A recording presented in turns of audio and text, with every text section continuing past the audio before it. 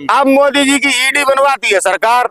आप देखो मध्य प्रदेश की सरकार, आप देखिए महाराष्ट्र की सरकार किसने बनाई है? ईडी ने। अब ईडी संजय सिंह को, मनीष सिसोदिया जी को किस तरह से प्रताड़ित कर रही है। अब अरविंद केजरीवाल पूरी पार्टी पे ईडी हमला कर रही है, क्योंकि दिल्ली में पूर्ण तरीके से केजरीवाल ने की पार्टी ने अपने आप को स्थापित कर लिया। बीजेपी खत्म है। अच्छा, तोता प्रधानमंत्री मोदी जी का तोता है ये ईडी। जैसे जब ये विपक्ष में होते थे तो कहा करते थे कि ये कांग्रेस सरकार का तोता है। आज ईडी भारतीय जनता पार्टी नरेंद्र दामोदर दास मोदी जी का तोता है। नमस्कार दोस्तों, मैं आशुतोष और आप देख रहे हैं पॉलिटिक्स तक, जिसके साथ जनता उसी के हाथ में सत्ता, ऐसा कहा जाता है। हम आपको पूरी खबर बताएंगे और जनता की राय दिखाएंगे, लेकिन उससे पहले आप अभी इस वीडियो को लाइक और चैनल को सब्सक्राइब करके रख लीजिए। भारतीय जनता पार्टी ने देश को गुमराह किया, हर मूल्य पे, हर अपने किए वादे पे फेल है। भारतीय जनता पार्टी उनके खिलाफ आज देश में बड़े पैमाने पे आज विरोध है। चाहे किसी भी राज्य में चले जाओ आप, 29 राज्य है देश में, सभी राज्यों में नौजवानों से लेकर महिलाओं से लेकर बुजुर्गों तक का, यानी कि ऑल टाइम इस देश का नागरिक इस समय विरोध पे है नरेंद्र मोदी जी का। अब मोदी जी की ईडी बनवाती है सरकार। आप देखो मध्य प्रदेश की सरकार, आप देखिए महाराष्ट्र की सरकार किसने बनाई है? ईडी ने।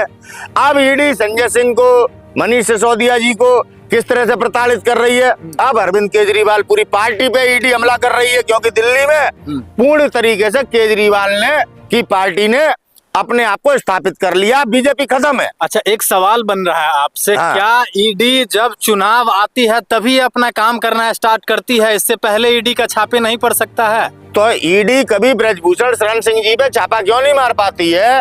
ईडी जब ब्रजभूषण शरण जी के ऊपर कार्रवाई होती तो देश का एक बड़ा तबका कहता है ठाकुर। भैया मनीष सिसोदिया ठाकुर नहीं है क्या? आज मनीष सिसोदिया के लिए कोई राजपूत संगठन, कोई क्षत्रिय महासभा, कोई पंडा एक भी नहीं मर रहा है, एक भी नहीं आ रहा, क्योंकि मनीष सिसोदिया ठाकुर है नहीं। क्यों? क्योंकि वो आरएसएस में नहीं है। और ये बलात्कारी ब्रजभूषण शरण सिंह, इस पे ना ईडी जा रही ना सीबीआई जा रही। आपका कानून फेल।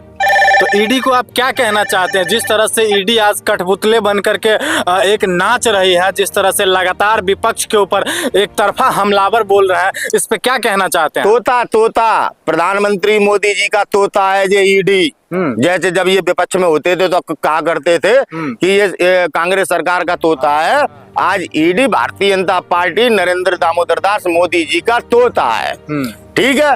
आज दुर्भाग्य है कि ईडी आज सत्ता का खेल रच रही है, नेताओं को लूट रही है, झूठे मुकदमे लगा रही है, जनता को डरा रही है।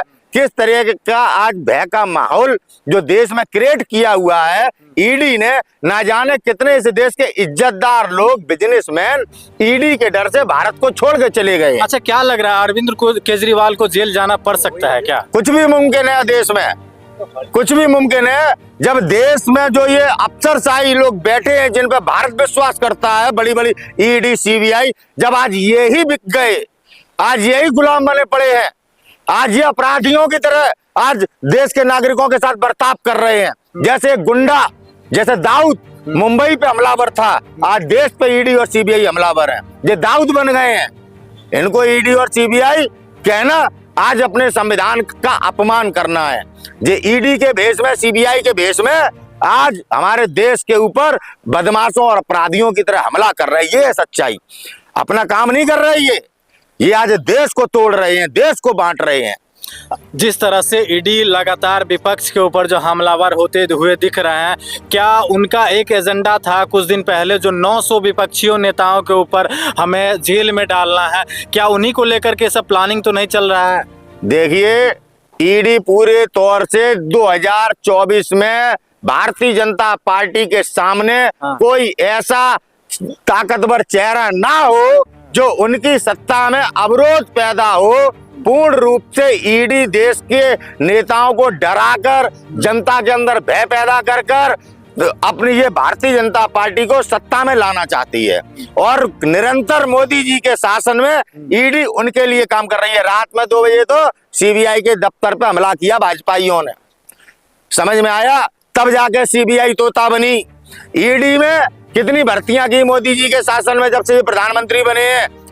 700 लोगों की भर्तियां की, 700 से ज्यादा लोगों, सुन लो, और एक ही अधिकारी चला रहा है डिपार्टमेंट, संजय मिश्रा, एक ही, और कोई काबिल नहीं पूरे देश में, और ईडी में कोई काबिल नहीं बचा है। ये हमें बताते हैं, योग्यता की बात करते हैं, ये कहते हैं कि बच्चे योग्य नहीं है इसलिए रोजगार नहीं मिल रहा है।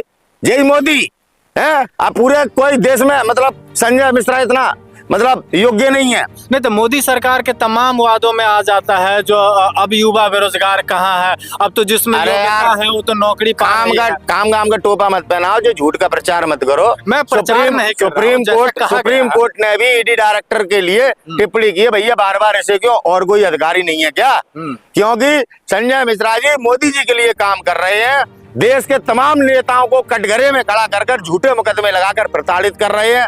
मनीष सिसोदिया, संजय सिंह जैसे नेता इसका पूर्ण रूप से देश के सामने प्रमाण है। मनीष सिसोदिया ने क्या किया, दिल्ली में बच्चों को पढ़ा दिया, गरीबों के बच्चों के लिए शिक्षा का इंतजाम कर दिया, इसलिए आपने जेल में डाल दिया। लेकिन कहा जाता है कि शराब घोटाले के मामले में उनको भेजा जा 500 करोड़ रुपया लगा दे 2 किलोमीटर में जाने नितिन गडकरी ने, जाके घोटाला ना ईडी को दिख रहे, जाके ब्रजभूषण शरण सिंह के कारनामे ईडी को ना दिख रहे। ईडी कब पता लगाएगी? जब 5000 हथियार मणिपुर से चोरी हो गए, चुरा ले गए, इनका कौन पता लगाएगा?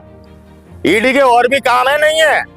देश में इतने बड़े पैमाने पर भ्रष्टाचार हो रहा है, जिनकी विपक्ष बार बार सामने रख रहा है और सच्चाई ला रहा है, ईडी कहाँ मर जाती है? पुलवामा में आरडीएक्स कहाँ से आया, कहाँ मर गई ईडी से भी आई? इस पे ईडी का जांच अभी तक पूरी नहीं आ पाई। अरे जांच आएगी नहीं पूरी। संजय मिश्रा जी यहाँ क्या नाम है, संजय सिंह जी पे जांच होगी, मनीष सिसोदिया पे जांच होगी, अरविंद केजरीवाल पे जांच होगी, पुलवामा में जो शहीद मारे गए जिनके नाम पे वोट लिया मोदी जी ने, उन पे जांच कब होगी? देश सवाल पूछ रहा है। ये कोई मोदी जी के परिवार का भाजपा ही तो मारा नहीं गया, मारे गए देश के नागरिकों के बेटे हैं, और एक टारगेट के तहत मारे गए, और फिर वोट भी मांगे गए और सरकार भी बनाई गई। देश को बेवकूफ समझ रहे हो क्या?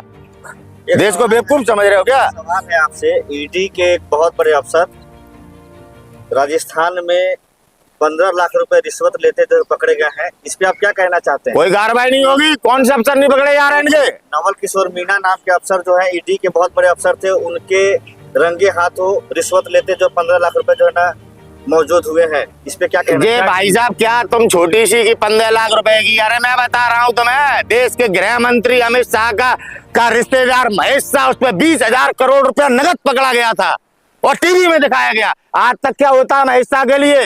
कभी राहुल गांधी जी के ऊपर ईडी जा रही है, कभी केजरीवाल के ऊपर ईडी जा रही है, इस महेश शाह के लिए आज तक कोई टीवी पे बात कर रहा है? इस पर 20,000 करोड़ रुपया, 40 किलो चांदी बरामद की, न्यूज में दिखाया गया, और आधा घंटे बाद सब डिलीट, आधा घंटे बाद सब डिलीट। आज तक इसके खिलाफ कोई वो नहीं। और यही चोर कहते हैं माँ बेटे बेल पर है। देखो चोर जिन पे गोधरा कांड जैसे मुकदमे हो, है जिस पर जज लोहिया की हत्या की आशंका हो, वो कहता है माँ बेटे बेल पे। लेकिन आप देखो जय गांधी पे उल्टे सीधे सवाल उठाते हैं। लेकिन ईडी एक ऐसी एजेंसी है जो सरकार के तहत नहीं, एक निष्पक्ष रूप से काम करती है। अरे एक रिक्शे वाले की इज्जत होती है, ईडी की इज्जत इस देश में है ही नहीं, वो सब देख रहे हैं। एक रिक्शे वाले का मान सम्मान स्वाभिमान ईडी का क्या है? प्रधानमंत्री कह देगा पखाने साफ करो, ईडी को करना पड़ेगा। ईडी का तो काम यही है, अब ईडी कर जा रही है। मतलब आपका कहने का मतलब है जो पानी से लेकर के पहाड़ का फैसला आप मोदी जी करते हैं, और कौन कर रहा है? और कौन कर रहा है? मतलब हम कह रहे हैं, मतलब हमारे कहने से होगा या वो कर रहे हैं? आप कहना नहीं चाहते, आप डर रहे हैं। हम क्यों डरेंगे? हमें कौन डराए? हमें कौन डराए? सच्चाई तो यही, हर फैसला मोदी जी ले रहे हैं। संसद का उद्घाटन किसे करना था? द्रौपदी मुर्मू का किसने करा? मोदी ने। राम मंदिर पे किनका प्राण प्रतिष्ठा का? संतों का। कौन करेगा? मोदी। कौन ले रहा है? तो भैया ना, लोगों का घंटा बनवाया, चंदा लोगों का मैसेज। अरे यार लोगों का क्या मैसेज है? लोग तो कह रहे हैं मोदी आए हैं तो राम लाए हैं। हाँ घंटा लाए हैं, राम के नाम पर मोदी आए हैं, ऐसा लोगों का कहना है। ऐसा क्या कुछ भी कहोगे, उल्लू बनाओगे? राम के नाम पर मोदी सत्ता में आए हैं, राम को जलाएंगे। अरे कल के जी अपने आप को तो ला नहीं पा रहे, अपना परिवार चला नहीं पाए, समझ में आई? जे राम को लाएंगे, राम को लला होंगे तो जे राम को लाएंगे, उल्लू बना रहे हो। आज किस तरह से मंदिरों में मठों में आरएसएस घुस गई। मोदी जी, अरे क्या बात कर रहे हो यार?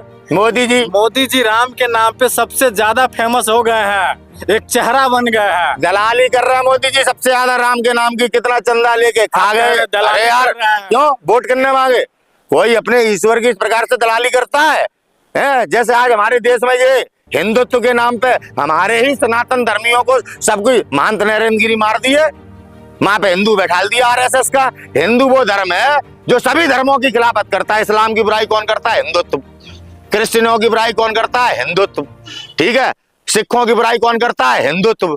सनातन धर्म को किसने पीछे धकेल दिया? हिंदुत्व। ये हिंदुत्व आया कहां से है? मुझे ये बता दे, हम सनातनी है या जे आरएसएस ने जो एक नया प्रमंडल बना दिया हिंदू, जैसे जे आया इस्लाम आया, सिख धर्म आया, ये कहां से आ गया? ये हिंदू है क्या? क्या है ये? हमारे हर मठ पे आज सनातन धर्मियों का गला घोट दिया और वहां पे हिंदू लुटेरा। कांग्रेस के शासनकाल में 3 बार बैन कर दिया गया है आरएसएस को। तो होना चाहिए बैन। हत्यारे महात्मा गांधी को मारा, हर देश के क्रांतिकारी को मारते हैं। सच बोलो तो तुम लोग दिखाने से डरते हो। हम क्यों डरेंगे? और ऐसी गाइडलाइन है, थूकता हूं इन गाइडलाइनों पे जो सच दिखाने में। कौन सी गाइडलाइन? या फिर आप ऐसा बनाओ मत प्लेटफॉर्म। यूट्यूब का एक अपना पॉलिसी है, गाइडलाइंस। पॉलिसी क्या है? सत्य मत दिखाओ। कौन सी ऐसी पॉलिसी? आप क्यों फिर ऐसा प्लेटफॉर्म बना रहे? फिर उस पर नकली दिखाओ ना। फिर आप ऐसा क्यों करते हैं कि आप इस पर न्यूज दिखाओ? न्यूज क्या दिखाए? झूठ की है, झूठ की न्यूज दिखाए। अगर एक महिला को निवस्त्र किया जा रहा है तो वो ना दिखाए, गाइडलाइन है। अबे ऐसी गाइडलाइन किस काम की कि महिलाओं को नंगा किया जाए और आप दिखा ना सको? थूकनी चाहिए ऐसी गाइडलाइन पे, बंद करना चाहिए ऐसे नेटवर्क को, नहीं देखना चाहिए। तमाम बड़े बड़े मीडिया प्लेटफॉर्म। अरे तू तो ऐसे कहा है मीडिया प्लेटफॉर्म जब अपनी ऐसी तैसी पर आ जाए? टीवी जो देखते हैं। अबे इजराइल पहुंच गया मीडिया, टीवी जो देखते हैं। इजराइल पहुंच गया मीडिया। मणिपुर जाने से अम्मा ने रोका था, बाप ने रोका था। देखने वाले तो आप ही हैं। कौन है देखने वाला? छोटे मोटे यूट्यूबर। हम नहीं देखने वाले। कौन है? हम लोग ऐसे लोग जो लोग नेट बंद कर देते हैं कि अपनी पीड़ा ना देख पाए। कल हमारे यहाँ का भी, उत्तर प्रदेश का भी नेट बंद हो जाएगा, फिर क्या करोगे लोग? आज इस गंद के खिलाफ लड़ना पड़ेगा। नेट बंद करके लोगों को मारो, नेट बंद करके। अब ये नीति चलेगी देश में कि आप नेट बंद कर दो। क्यों? किसान आंदोलन में चूक हो गई, नेट बंद नहीं हुआ, इसलिए राकेश टिकैत का इनकाउंटर बच गया। अगर नेट बंद हो जाता तो आज राकेश टिकैत हमारे बीच में ना होते।